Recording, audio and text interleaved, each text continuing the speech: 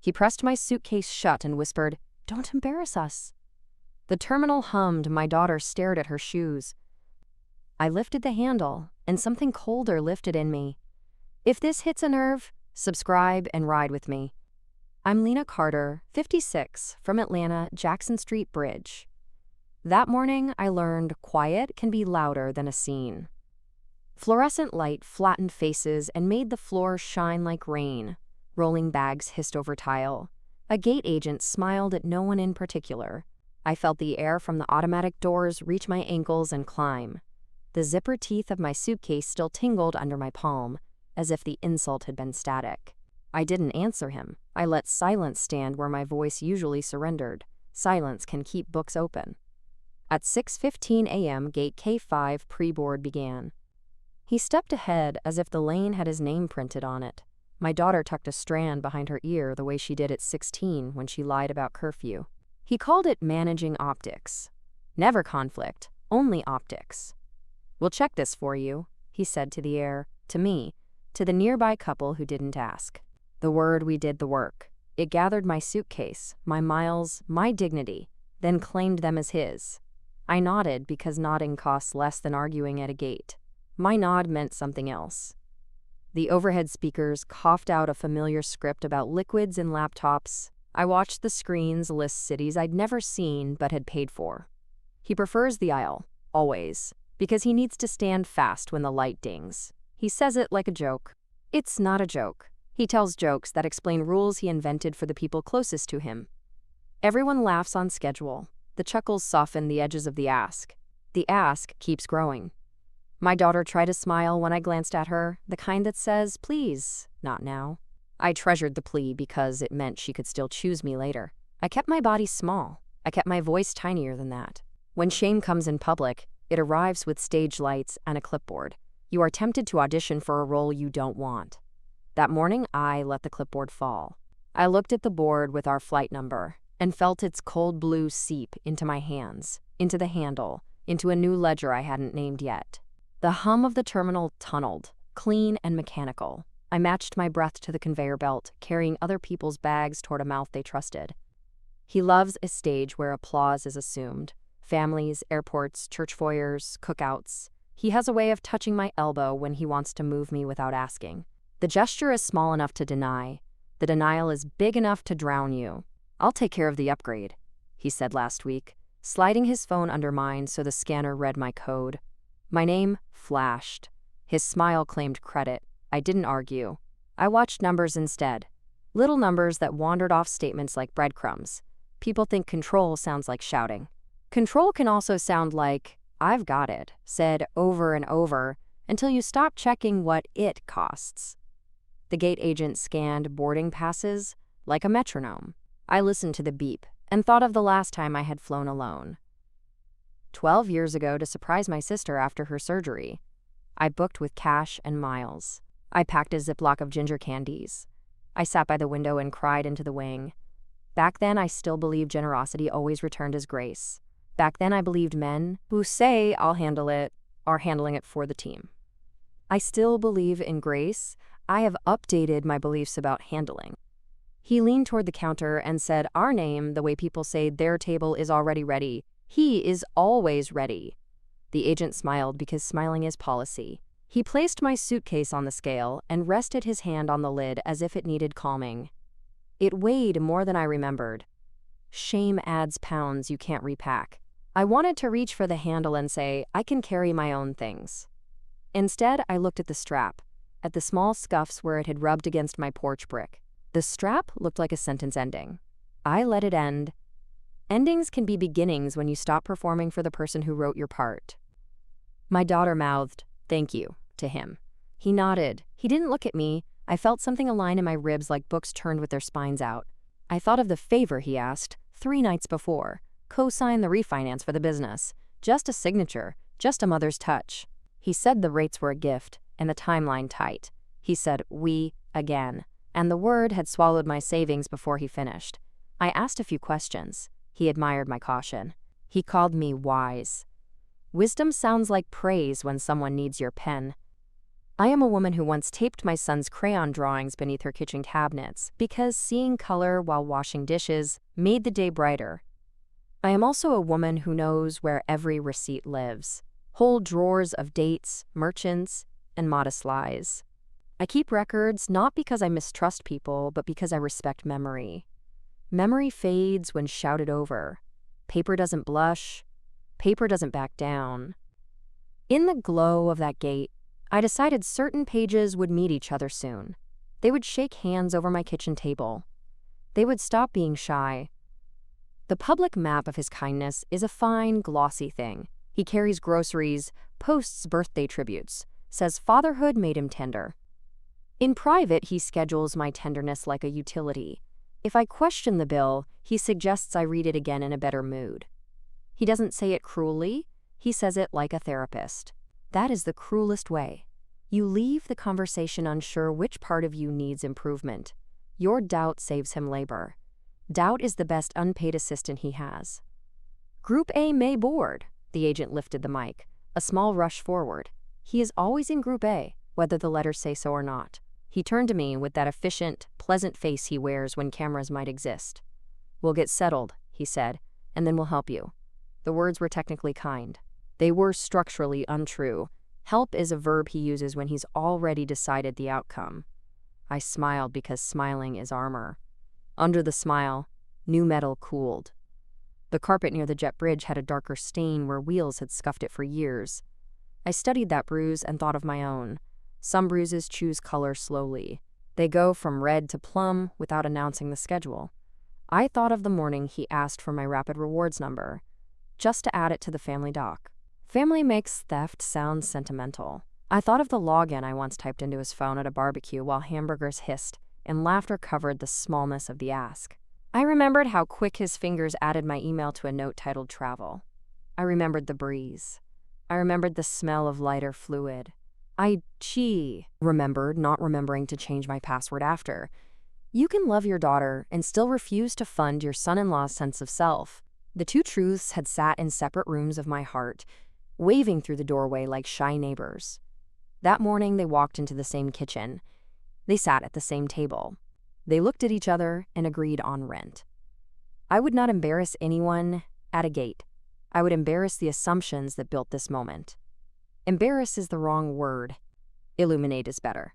Control hates light when light brings itemized lines. He returned from the counter carrying the little tag like a prize ribbon. All set, he said. Set for whom? His voice had the brightness of a man who reads on leadership and speaks of humility with authority. I do not need him humbler. I need him accountable. He handed me my copy of the tag with 2 fingers. Light, as if it might smudge him. My daughter asked if I wanted coffee. I wanted quiet. I wanted to hear my thoughts land without turbulence. I'm fine, I said. The answer rang like metal. The sound pleased me in a small, private way. The PA announced a delay on another flight, and a murmur rose and fell like a tide. Somewhere a toddler negotiated with gravity and lost, then laughed. Someone wheeled a cello case past, as if music needed a boarding pass. I stood very still and looked like a woman waiting her turn. Inside, drawers opened. I took inventory of years of generosity that returned as expectation. The balance sheet was not angry, it was neat. Each entry carried a date and an amount, and the tiny excuse that had accompanied it like garnish. The garnish always distracted me before. This time I pushed it aside and tasted the meat. He checked his reflection in a darkened window and adjusted a collar that never misbehaved. He has never met a mirror he didn't manage. He believes in polished surfaces and phrases you can print on shirts. He once told me dignity is a choice, which is a useful belief for someone who moves other people's choices around.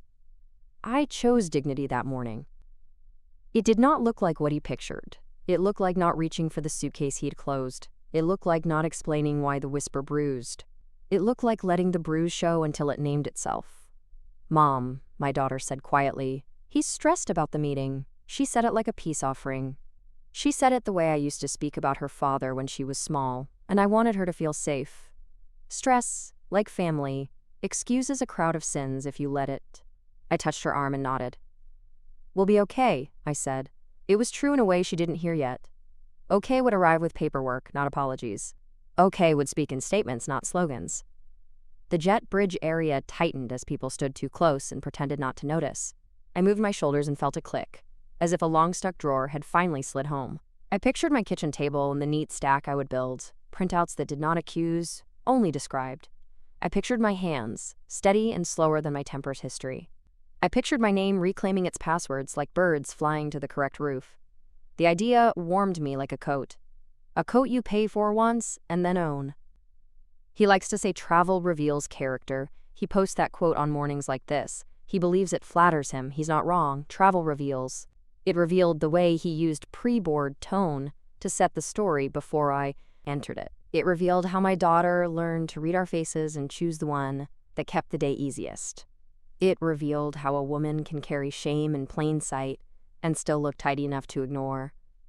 It revealed me to myself, which is always the most expensive ticket and the only one worth the miles. Arro was called. He moved as if the path had been vacuumed for him. I stayed where I was until the line loosened. No one noticed my stillness. That's the mercy of crowds. You can think clearly while appearing cooperative.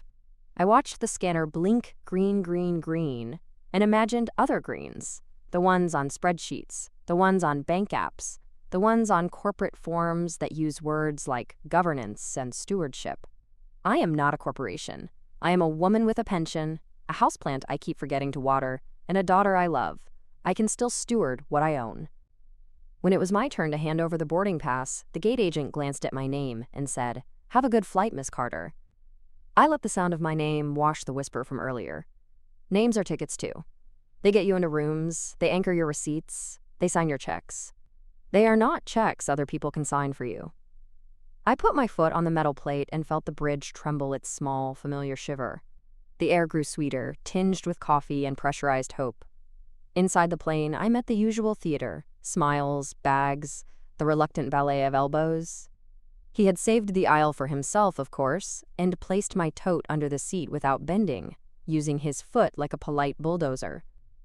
"We're good," he said, already half-turned toward his phone. I looked at the window he'd chosen for me. The wing glowed with frost. The world waited to be lifted. Somewhere in my tote, a pen knocked gently against a notebook. I felt like opening it. I didn't. Not yet. Anticipation can be a tool if you hold it by the handle. We pushed back. The runway blurred into a ribbon. Engines gathered themselves, patient as old friends. The plane leaned on its heels, then sprang. Atlanta's grid tilted, and the morning came off like a bedsheet. Clouds swallowed everything that made sense on the ground. I let them. When the ding allowed trays, he ordered a tomato juice because he thinks it looks disciplined. I asked for water and a napkin. I traced a single line down the napkin's edge with my finger. Not notes, just the idea of notes. A promise written in invisible ink. He told a story to the man across the aisle about leadership and travel fatigue. He positioned my presence as proof of his good heart. We bring family along when we can, as if the sentence were a jacket tossed across my shoulders. I didn't need the jacket. I had a spine. I listened to the way the stranger nodded. People nod when they hear a version of goodness they recognize. They don't ask whose card bought the story. They rarely ask where the miles come from. They applaud the door he holds and miss the lock he holds too. I watch the condensation bead on my cup and think itself into drops. The beads held on, then surrendered, leaving a clean path. I am not water, but I understood the physics. Hold, release, leave a trace. I considered which accounts had stayed open too long and which conversations I had postponed for peace that kept shrinking. Peace that demands your silence is a layaway plan with no end. You keep paying, you never take the item home. We landed with the usual bounce, and the cabin exhaled like a chorus. He popped up the instant the seatbelt sign clicked off, guarding the overhead like a sentry with a stage to protect. He retrieved my bag as if it were part of his choreography. "Got it?" he said. And I said, "Thank you," because truth shouldn't make you rude. Gratitude and boundaries are not enemies. They can hold hands across a table and agree to take separate cars home. On the ride from the airport, he talked about the afternoon's presentation and the refinance papers waiting on my dining room wood. He loves to say, it's just paperwork. Paper is how people like him make earthquakes look like errands. I watched the glide of highway lines and thought of other lines waiting for me. Password change fields, loyalty account settings, a print button. The car's turn signal ticked. My heart kept time. The city opened like a book on my lap, and every page pointed forward. By the time we reached the curb, the day had brightened enough to show fingerprints on everything. Some were mine, warm and honest. Some were not. He lifted the suitcase to the porch and set it down with that small flourish he thinks equals love. I put my hand on the handle he had held and felt no trace of his heat. The metal was cool and clean, the way a ledger feels before the numbers sit down. Inside the house, I would put water on and find the drawer with the printer paper and breathe in its chalky smell. I would print nothing yet. I would sit with the quiet, the strongest tool I own. Quiet doesn't cancel receipts. Quiet invites them to speak. I unlocked the door. I rolled the suitcase over the threshold. The tiny rattle of its wheels sounded like coins counting themselves. He checked his phone. My daughter asked about lunch. I'll fix something, I said, and the sentence tasted new. Fix can mean mend. Fix can also mean set. I am not broken. I am setting. The table will be ready when the pages arrive. He kissed my daughter's temple and promised to call after his meeting. He squeezed my shoulder with 2 fingers, light, performative, harmless to witnesses. I let the touch stay what it was. Then I closed the door and watched the knob stop moving. The house listened. I listened back. A blue jay shouted somewhere, offended by nothing. The kettle hadn't yet hissed. I could hear my own name again, clear and useful. There would be no scene at a gate. There would be a scene on paper. Ink does not tremble. Numbers do not blush. When the ledger opens, even whispers must speak up. That is the sound I wanted to hear next. The house held its breath after the door clicked. The kettle began its slow complaint, then settled into a steady hiss. I didn't print anything. I laid my phone on the table and looked at the charged blue of the lock screen as if it were a small sky I could control. Outside, the street sounded like tires moving rain from one place to another. Inside, I made a different kind of weather. I started with the most boring thing I own, my email. Boring has edges that cut clean. I searched the airline's name and saw a string of messages I'd half-read for months. Point redemptions, thanks for flying, promotions with smiling couples who never argue in airports. I opened the most recent and tracked the numbers as if they were ants crossing a counter. 2 seat upgrades I hadn't used. A lounge entry for a guest who wasn't me. A baggage charge that matched the weight of my embarrassment more than any suitcase. The screen glowed, patient as a clerk. Screens don't rush you. They wait until you see what's always been there. Tuesday, 2:07 p.m., an airline statement landed in my inbox. The timestamp felt like a knuckle tapping my kitchen table. The subject line was plain. The body carried the same pleasant tone as always, but the line items had learned a new language since I started paying attention. There it was, 132,000 miles redeemed for a, quote, client trip, 3 segments, 2 upgrades, 1 guest pass. My name was on the account and off the itinerary. The lounge charges looked small, like minnows. Small things become schools when they swim together. I scrolled slowly, not to savor. Savor belongs to meals you chose, but to make sure I didn't blink. My blinking is how he gets past me. I didn't blink. Rain ticked the window like fingers counting bills. I stood long enough for my knees to feel old, then sat. I opened the family travel note on my phone and watched the list unfurl. My loyalty number, my birth date, my security questions written as if we were all one person with one wallet. Where I had typed, the font seemed lighter, as if my letters apologized for existing. Where he had added, the numbers had confidence. I pictured the barbecue where I typed my details into his phone, a paper plate balanced on my knee, the smell of lighter fluid confusing my better judgment. Trust can be loud when a party is. That day, the music played over my caution. Today, the song had stopped. I heard the chorus I'd missed. He texted a photo in the family thread. His tie, the conference badge, the kind of hotel carpet that thinks a pattern is the same as taste. "Crushing it," he wrote, and my daughter replied with heart eyes. I hearted her heart and put the phone face down as if it were a child who needed rest. My kettle clicked off. Steam fogged the window just enough to hide the neighbor's porch. Steam makes edges kind. Numbers don't like kindness. They prefer light. I called the airline loyalty desk. The hold music tried to make me agreeable. My mouth wanted to soften. I didn't let it. When the agent answered, I heard my own voice come out clean and slow. "I need a usage and access log for my account," I said. "Email, not summary. IP locations if you have them." People assume women my age grow shy around terms like access logs. That assumption turned brittle as the agent confirmed my identity and promised the PDF by end of day. A PDF is a quiet door that opens into a room no one can perform in. I set a chair by that door. I slid open the junk drawer, where I keep things worth more than they look: a Phillips screwdriver, a rubber band ball, 3 spare key tags for the gym I rarely visit, a small white disc that had shipped in a cardboard smile. I pressed the AirTag against my phone until it named itself. I dropped one into the suitcase sleeve near the handle, not because I worried about theft, but because truth moves, and I wanted to know where. My hand didn't shake. If anything, the small click steadied me. I've spent years making noise to keep peace. This time, the sound was the size of a pebble. Pebbles start avalanches, if you're patient about gravity. That evening they came by, tired, bright, and pleased with their own competence. He set his laptop on my table like a brief altar. My daughter kissed my cheek and asked if I'd tasted the new bakery on Spring Street. We ate soup. He talked in shapes, deliverables, optics, verticals, as if words could stack like boxes and make a room you couldn't argue with. When I asked about the miles, I kept my voice gentle enough to pass inspection. "It's all family," he said, spoon rising, voice warm. "We pool the points, remember?" My daughter nodded and said, "It helps, Mom." The word help worked a double shift in this house.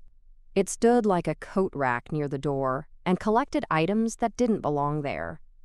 I watched his eyes when he spoke. They stayed on his reflection in the window. You can admire yourself during a conversation, if you place the glass right. "We'll adjust if you want," he added, the kind of sentence that sounds like a concession and costs the speaker nothing. I stirred my soup because the motion kept me from saying something that would burn the whole kitchen. "Let's look at it this weekend," I said. He smiled because weekends die easily under busy men's plans. The smile told me he didn't think we would. When they left, I rinsed bowls and let the water run hot and long, like a confession you owe yourself. The AirTag pinged from my hall closet, cheerful and ignorant. I put a second one into the pocket of the garment bag he likes to borrow when he has to look sharp. Accuracy is a kindness. I would give him that. The log arrived late. PDFs all look the same at first. Clean, bureaucratic, dull. Then the dates begin to talk. The columns lined up as if they had trained for this moment. 3 lounge entries on days my calendar held doctor appointments and laundry. An upgrade charge of $148 that didn't belong to any seat I've sat in since my knees began their forecasting hobby. A guest pass marked companion. Companion is such a tender word for someone who uses your number to reach a quieter room. I tapped each line with my finger as if touching could make them confess faster. They confessed at the speed of reading. I printed the log and felt the paper heat through the stack. The smell of toner smelled like resolve. I laid each page beside the next one, a neat path across the table. If this were a different story, I would have shouted. Shouting has rhythm and release. I have loved both. But shouting leaves ash that blows back in your face. Paper leaves tracks a stranger can follow. I needed strangers later. I took a pen and circled nothing. Circles are interpretation. I wanted inventory. I drove to the grocery store the next morning for eggs I didn't need. The wipers kept time. The road shone that honest gray that makes brake lights look like small fires. I put the printed log in the passenger seat where a person would sit. I talked to it the way you talk to someone who finally agrees with you. The glove box rattled on potholes like a quiet laugh. At a red light, I held my phone to the vent and watched a receipt curl in the warm air, then flatten when the heat cut off. Information does that. It bulges under attention and lies flat when you forget. I planned to remember. In the parking lot, I opened the banking app for his company's card statements he'd shown off last Christmas. Our rewards are insane this quarter, and wrote down the merchant codes I could find from memory. The lounge uses a code that wears a suit. Baggage fees pretend to be travel miscellaneous. I didn't need everything, just enough to draw a straight line a stranger could trace. Strangers are so helpful when you speak their language. I tested him. I booked a refundable fare in my name, a simple round trip to Nashville next month, and said nothing. Within 2 hours, the reservation shifted from window to aisle and added a guest. 2 hours later, a text from my daughter. "Thanks for helping with travel again, Mom. You're an angel." I put the phone down as if it had burned me, then picked it up again because angels don't stop reading when the message is uncomfortable. I screenshotted quietly. Screenshots are the modern version of saving letters in a shoebox. They don't smell like old paper. They still carry weight. In a small flashback that arrived while I waited at a yellow light, I saw my own hands 10 years ago sliding a check under a mortgage document to keep my daughter in her first house, while he rode the adrenaline of a startup that didn't yet pay. Back then, he hugged me like a son who'd earned me. He said, "We won't forget this." I believe the spelling changed over time. We became we when bills needed paying, and they when credit wanted a face. Language learns the tricks its owner requires. I sat through one green light and let it turn red again. Sometimes, you stand still to understand motion. I asked him later to remove my login from the shared note. We were at a barbecue again, different house, same chorus of praise songs for men who handle things. He lifted his phone, thumbed a few screens, smiled. "Done," he said, and clinked a beer against a friend's, as if he had defeated a dragon instead of tapping a rectangle. When I checked it home, the note still held my number like a hostage who has learned to sit quietly. I didn't text him, I printed the screen and put it under the log. Paper respects persistence. The request to co-sign the refinance arrived in a folder with little colored tabs, as if organization could make a thing harmless. He placed it on my table with a light pat, the way a person lays a hand on a dog they trust. "It's just paperwork," he said, and smiled at my daughter as if she were a witness in his favor. I put my palm on the folder not to claim it but to feel its temperature. It felt like room. I slid it away from the printer stack and said, "We'll go through this line by line." He nodded the way people nod at elderly neighbors. Kind, amused, already moving on. Movement is how men like him win. I decided to slow his feet. The AirTag pinged from the garment bag on a Saturday he'd promised to be in Charlotte. The dot shivered, then settled near a lake resort 2 hours from here, a place that prefers verbs like unwind and recharge.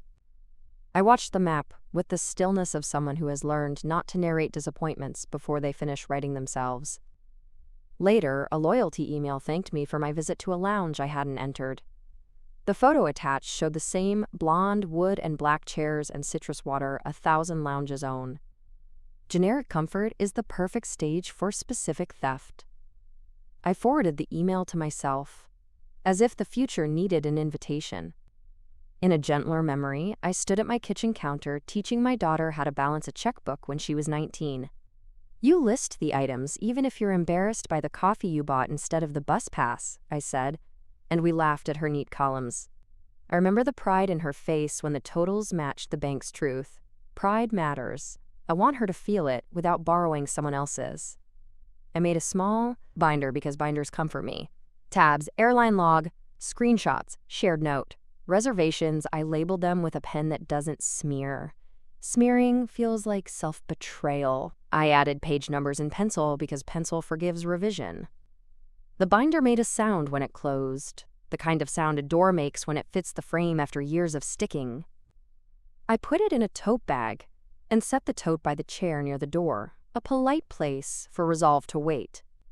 He laughed about my privacy phase at a family dinner and touched my shoulder lightly, so the joke seemed affectionate. "She's changing all her passwords like she's in a spy movie," he told his cousin. Everyone smiled. I smiled with them because I was in a movie, but the genre had shifted. We were leaving comedy. We were entering documentary. Documentaries don't require consent from their subjects. They require facts. I had collected some, more weighted in lines I hadn't drawn yet. The next time he borrowed the garment bag, he texted a thumbs-up emoji from a highway I recognized by the shape of its exits. Later, the AirTag dot rested in a hotel district where the loyalty app said my number had opened a sliding glass door to a lounge at 5:41 p.m. I was at home by the sink, rinsing blueberries. Blue juice stung a small cut on my finger and made me wince. Pain clarifies. I put the berries in a bowl and set them on the table beside the binder, as if the two things had come from the same plant.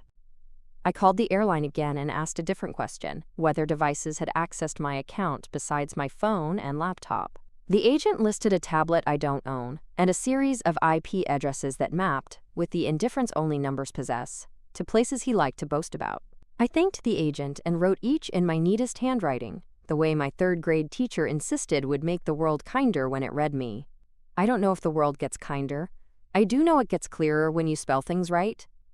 At a stoplight the next afternoon, the dashboard clock blinked 2:07, the time the statement had arrived the day before, as if the car were reminding me to keep the beat. I let the coincidence land without making it mystical. Mysticism is pretty. Clarity is useful. I pulled into a small lot near the office park where his company leased its confidence. The glass foyer reflected a sky that hadn't decided yet. I didn't get out. I just sat with the binder and practiced the conversation I would have with a stranger whose job was to care about receipts. I replaced the impulse to justify with the habit of describe. Describe is stronger. Describe doesn't need an apology to feel polite. At home, I opened the refinance folder again and read the fine print with the care you bring to a child's fever. There it was, a clause that tied my name to a late payment penalty that could be triggered by market conditions. Market conditions are the weathermen like him blame when they forget umbrellas.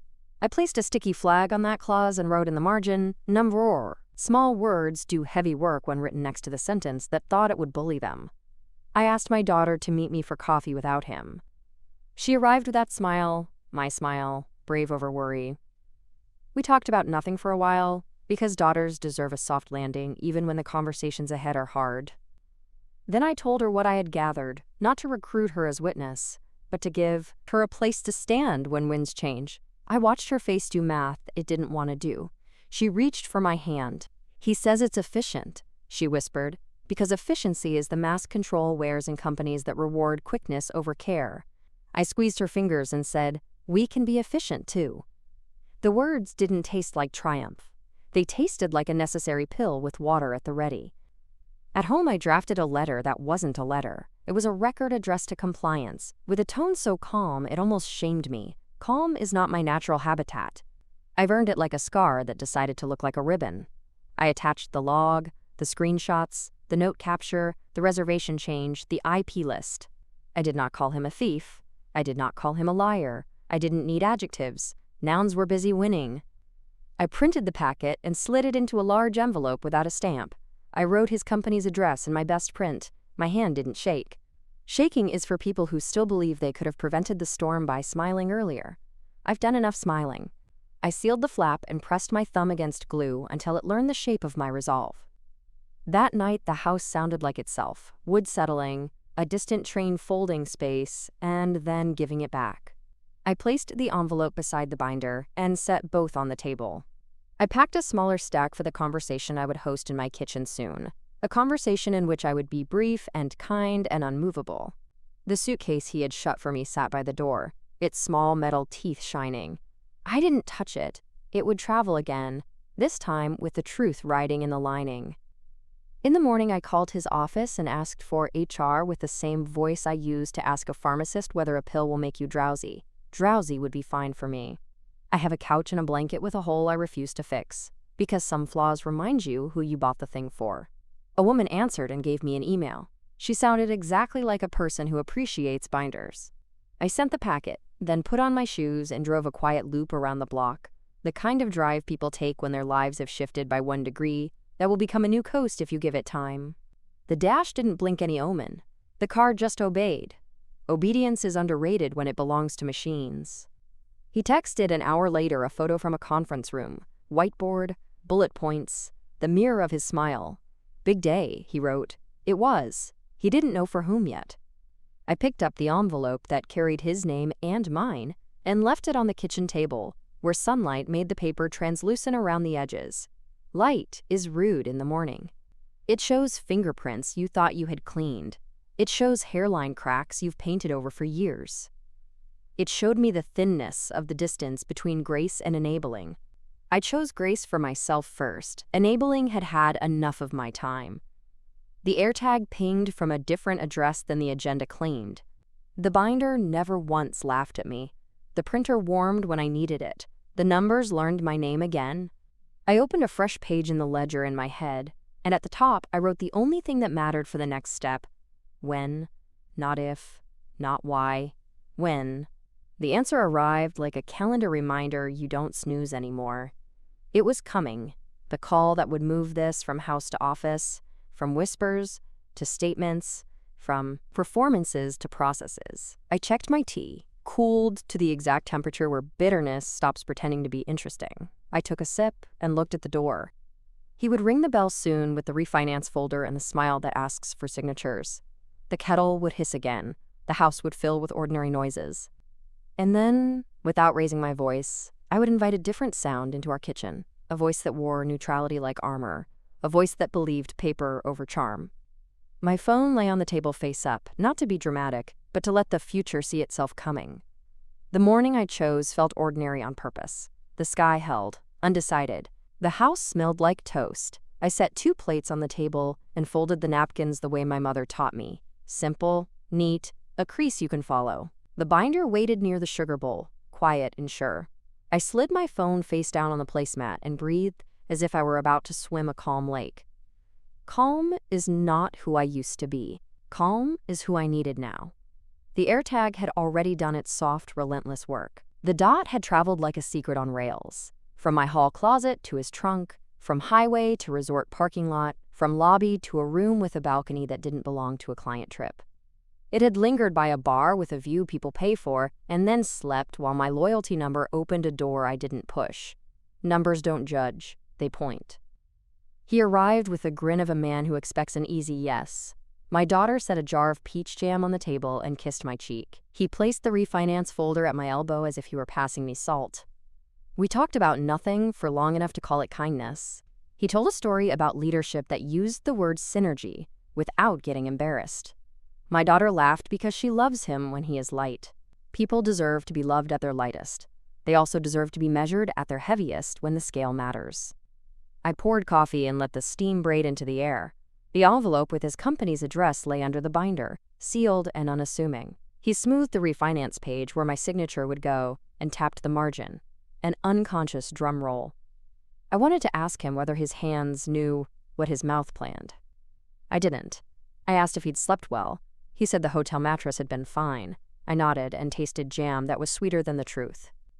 When he opened his laptop, the room brightened from the screen as if it had its own weather. He asked about my week, and I told him about boring errands with a smile that hit a blade. He offered to handle the notary later, the way a man offers to carry a bag he has already packed for you. He said, we should sign now and clean up the details after. I said we could start by reading the details first. He smiled at my daughter to make her laugh at my thoroughness. She did, gently. I let the laugh stay, then set it down beside the jam. The AirTag pinged once from his garment bag near the door, like a tiny heartbeat. I reached for my phone, not for the ping, but because my calendar reminded me of something I had put there to make the day honest. A call set for a time he would already be at my table. A call in a tone he could not outcharm. I kept my face still and asked him to pass the butter. He did. Easy. Ease works until it doesn't. He walked me through the refinance clauses as if he were guiding a tour through a museum he had curated. He pointed to interest rates like paintings and waved at risk like a sculpture that would never fall. When I touched the clause, I had flagged late payment penalties under market conditions. His voice softened into explanation. He isn't stupid. He just believes speed is virtue when he is the one moving. I folded the corner of the page and slid the folder away from my hand. He touched the paper's edge with a finger that knew how to claim. I told him we'd pause and confirm some numbers first. He suggested we trust the relationship. Relationship is a balcony word. It makes the drop look like a view. I said, trust and verify, slow and even. He took a long sip and said we were family. And family means grace And grace means not making a big deal. Grace is not a coupon. Grace is not a code you enter to waive a fee. I arranged my fork and knife in perfect parallel and felt something inside me align with them. At 8:30 a.m., HR's compliance call started. The ringtone cut through the kitchen like a clean edge. I apologized for the interruption and answered with a voice so neutral it could hold fire without spilling. A woman introduced herself and spoke my name the way a person does when it is already printed on her screen. She asked if I had a moment now to discuss the packet I had sent. I said yes. She asked if I would like to proceed privately. I said yes. The table waited. My daughter reached for my hand. I patted her knuckles and stood. I stepped into the hallway where the house narrows and listened to a list repeated back to me. Usage log attached, screenshots attached, IP addresses noted, shared credentials demonstrated, charges enumerated. The voice carried no drama. Drama is for theaters. This was a receipt read aloud. She asked a few questions that wanted nouns, not adjectives. I supplied nouns. She said next steps like a grocery list. Internal review opened, temporary suspension of card access, written acknowledgement to follow by email. She asked whether I had concerns about retaliation. Retaliation sounds like a movie word until you are asked about it on a Tuesday. I said no, because fear had finally learned the difference between risk and a show. She thanked me for my clarity. Clarity doesn't always feel like a compliment. It felt like oxygen. When I returned to the kitchen, the air had changed shape. He had my folder open to the signature page again, pretending continuity. My daughter watched my face, careful and learning. I set my phone down, screen up, and slid the envelope onto the table so it could breathe. He glanced at both and adjusted his smile without letting it die. A professional. I didn't narrate the call. I didn't accuse anyone of anything. I placed the binder between us and opened it to the airline log. His eyes did a small, involuntary thing people do when their story meets a document. Blink, focus, find a place to land. That is not the line that matters most. The numbers were not loud. Numbers don't need volume when they bring dates. I told him the steps I had taken like I was reading a recipe. Accounts secured, passwords reset, delegated devices revoked, usage log requested and received, disputed charges filed, documentation forwarded to the appropriate department. I said appropriate because it is such a polite word for consequences. He said we had a misunderstanding about how families share. I said we would move forward with clear boundaries and restitution for charges tied to my number. He said he never meant harm. Intent is a warm coat that won't stop rain. I said the ledger doesn't measure warmth, it measures what moved. He tried to reframe the trip, to rename the lounge visits as team building, to recast my miles as community property, to install a new story in real time. He has always been good with installations. Artists who work in light know how to direct attention. I kept my attention on the line items. He said we should talk about this later, away from work noise. Later is the friend of people with things to hide. I said we were finished with later. He reached for the refinance folder as if he could protect it from the air. I pushed it gently back toward him with 2 fingers. I told him we would not be proceeding. I told him I would not co-sign. I told him the accounts that bear my name would withdraw from any role in his performance. He reminded me of sacrifice and history, and the story families tell themselves about pooling resources when one of them is building something. He likes to call the present building when bills come due. He calls it leading when appreciation arrives. I said, build with your lumber. Lead with your proof. He pivoted to charm, laughing away the numbers as if they were quaint. He suggested a password manager so we could be truly efficient. Efficient is a word you can use to make theft sound like a time-saving tip. I didn't give him the dignity of a lecture. I let the binder lay open where my daughter could read it without hearing me say a sentence that would set her on fire. Fire is tempting at a kitchen table. Fires undo more than they warm. He asked if I was angry. Of course I was. Anger glowed in my throat like a held note. But anger wasn't the instrument I had brought to this performance. I said I was finished. He searched my face for the old version of me, the one who would try to fold this into harmony and hum along. She had retired without notice. The kitchen waited to see what we would become. He said he'd talk to HR and clarify context. People who say context mean excuse. I nodded, because nodding is sometimes what you give a person when you refuse them everything else. He asked whether we could still move forward with the refinance, separate from this confusion. I tapped the margin of the clause about market conditions and said, no. One syllable can carry a house on its back when you say it right. He reached for language that had worked for him before. He said family again, longer this time, stretched like gum. He said trust again, as if the sound could make the thing return. He said my daughter's name the way people say prices to soften them. I looked at my daughter instead of him. I told her I love her, first. I told her my support would be hers directly, in specific, time-boxed ways, not a pipeline that waters whatever someone else plants. I told her money is a language, and we were going to speak it without euphemism. Euphemism had wasted enough of our years. She nodded and kept nodding, the motion that keeps a person from breaking in public. I wanted to hold her. I didn't. Holding would turn into apologizing. Apologies would become compromise. Compromise would push us back to a gate with my suitcase shut by another hand. He tried quiet then. He is not practiced at quiet. Quiet belongs to people who have learned to watch. He watched me pick up my pen and date the top of a blank sheet. He watched me write a single line.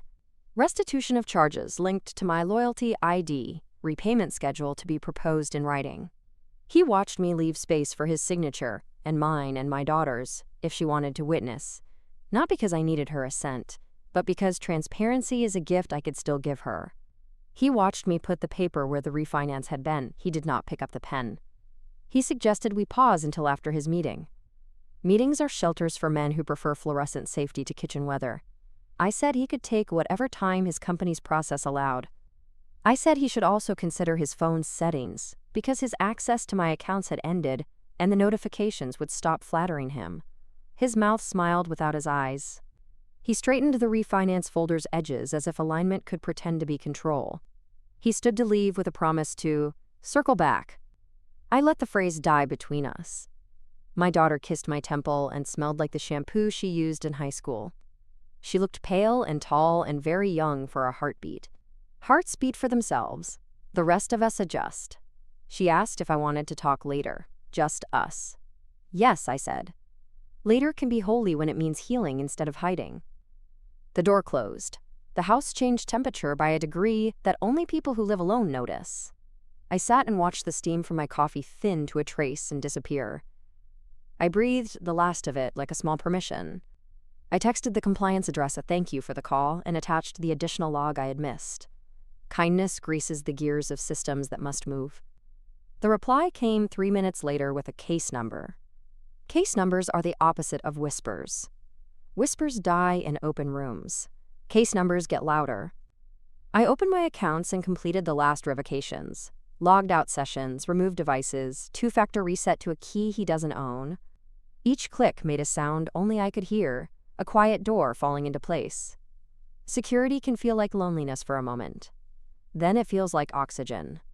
I wrote the restitution line again to see if my hand would tremble. It didn't.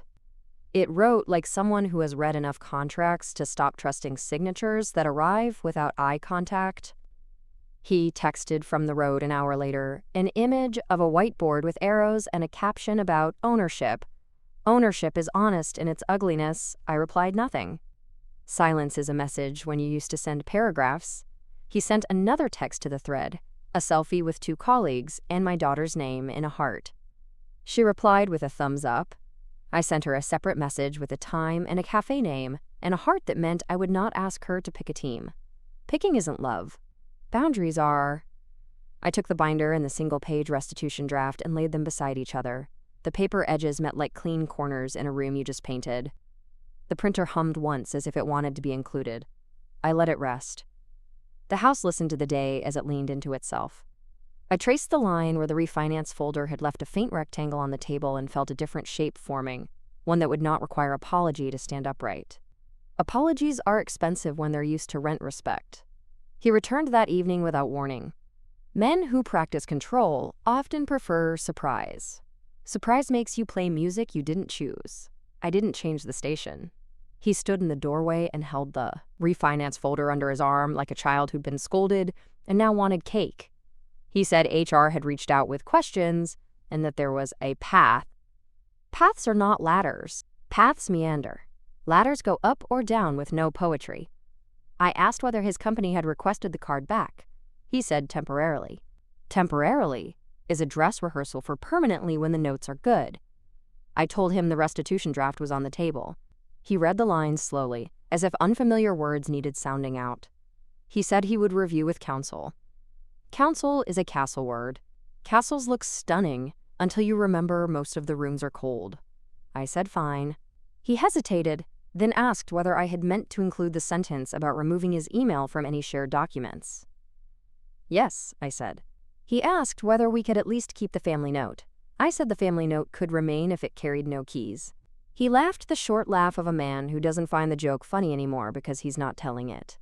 He tried a gentler move. He referenced birthdays I had funded and tender moments I had witnessed. I will not bankrupt tenderness to pay interest on manipulation.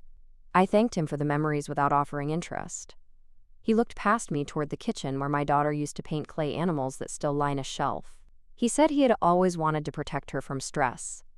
Stress, like Grace, works too hard in that mouth. I said we would protect her now by telling the truth and letting consequences do what they do without theatrics. He nodded, because nodding was all the room would let him take. He asked if I would reconsider the refinance for just the bridge. Bridges are lovely metaphors until they collapse.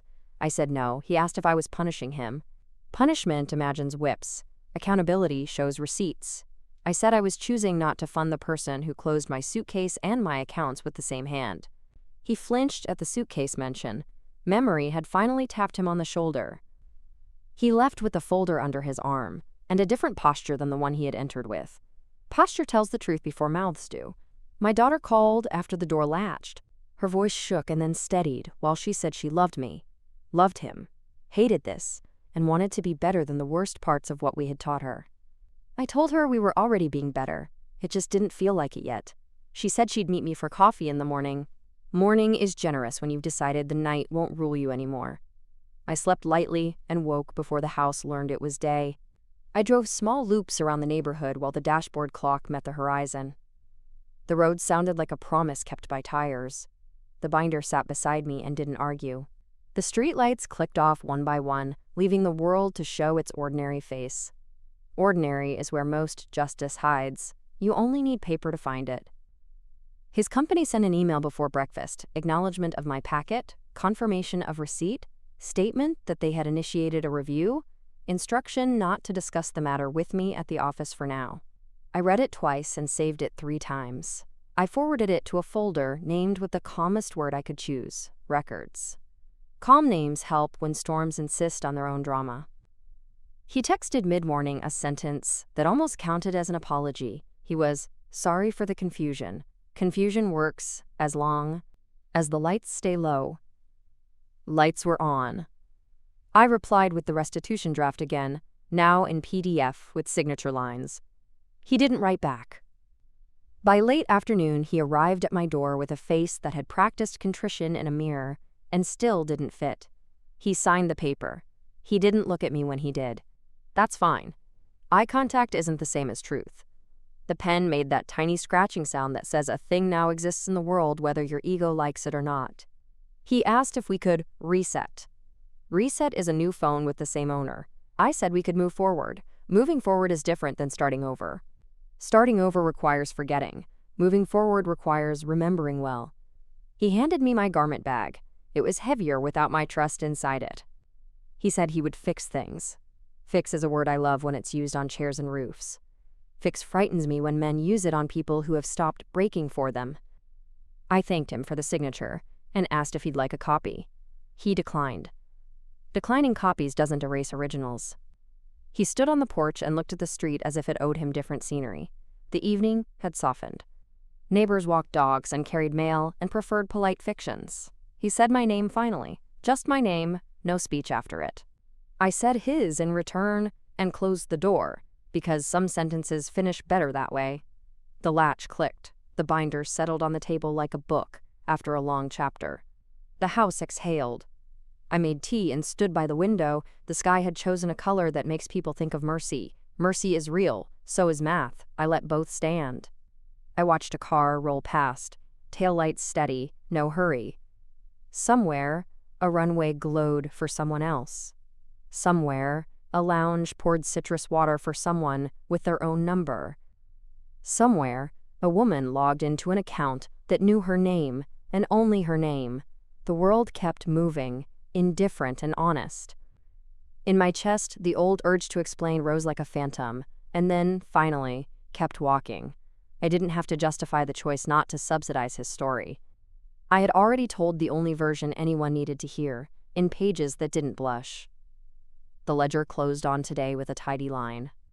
Tomorrow would open, as ever, with light on the table and the sound of my own name saying yes to itself first. By nightfall, the house felt different under my feet. Emails arrived with their official tone and tidy spacing. His company acknowledged receipt and outlined next steps. They had paused his card access. They requested receipts and a signed statement.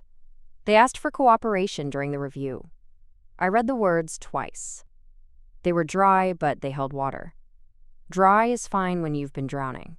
He texted my daughter that it was overblown. He promised to clear the air soon. Air clears when you stop fogging the windows. I didn't answer him at all. I answered the email with what they needed. I attached the missing log and a simple thanks. Boundaries took their places like furniture. No shared notes. No shared passwords. No shared cards. It looked plain and felt clean. I opened my loyalty account and saw my name again. I reclaimed the miles that had wandered. I booked one small trip with my own signature. Atlanta to Savannah. One seat by the window. A hotel with nothing to prove. I sent my daughter a separate text. Money would go to her directly, not through him. 2 months of rent, paid to the landlord. Groceries, sent on Fridays, delivered to her door. Everything in writing, everything finite, everything kind.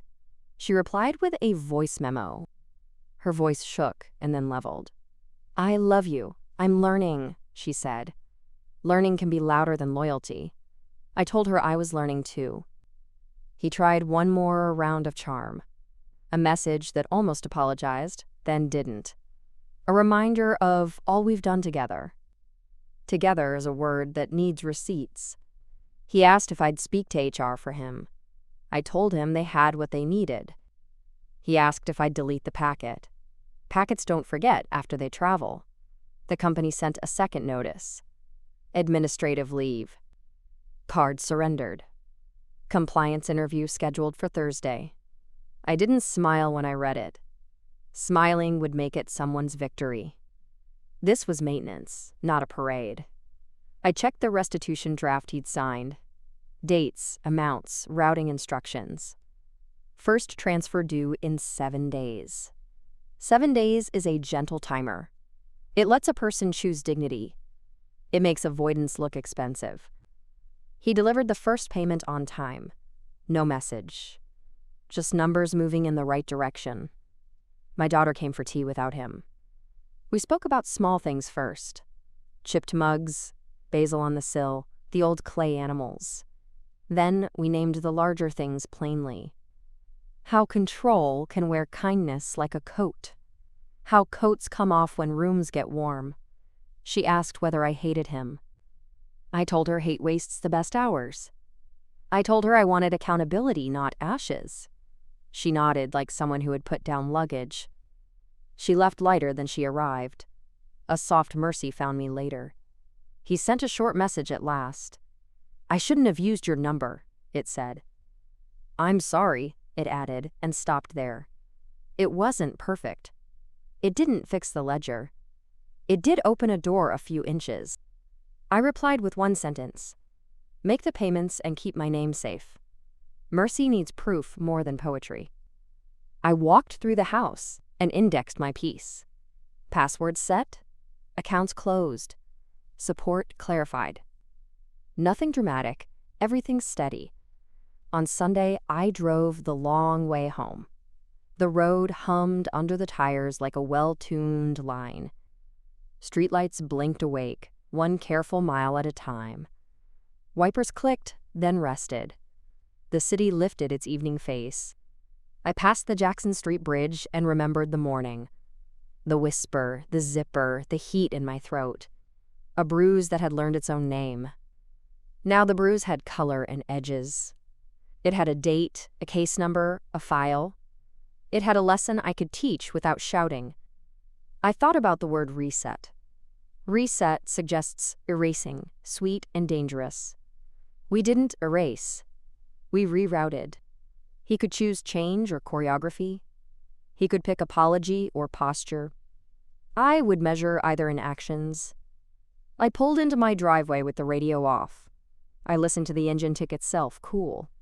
Cooling is not quitting. Cooling is preparation.